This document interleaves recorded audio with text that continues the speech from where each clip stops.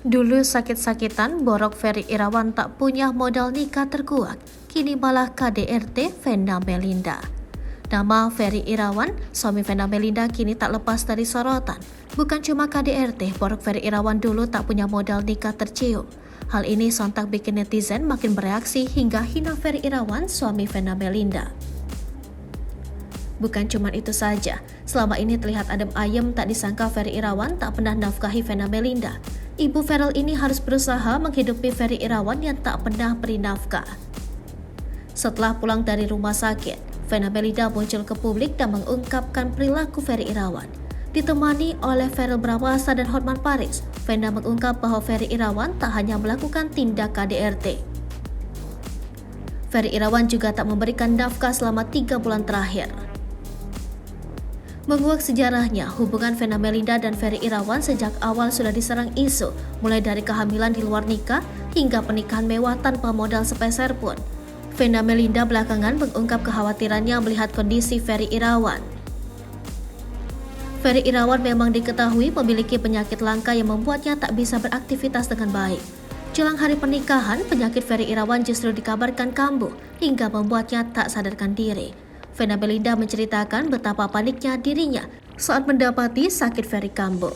Itu semua disebabkan oleh pikiran Ferry yang stres lantaran rencana pernikahannya dengan Vena mengalami sejumlah masalah. Seperti diketahui, beberapa waktu lalu WO pernikahan hingga vendor cincin Vena dan Ferry mendadak memutuskan mundur. Sebagai informasi, Ferry mengidap penyakit langka distonia sejak 1999. Saat penyakit tersebut kambuh, Ferry akan seperti orang sakit Parkinson, tremor, dan tubuh bergerak di luar perintah otak. Bahkan saat kambuh belum lama ini, Ferry sampai tak sadarkan diri. Adapun Vena yang begitu panik hanya bisa menghubungi ibunda Ferry. Terlebih putri Vena, Vania Artabina, ikut khawatir hingga menangis.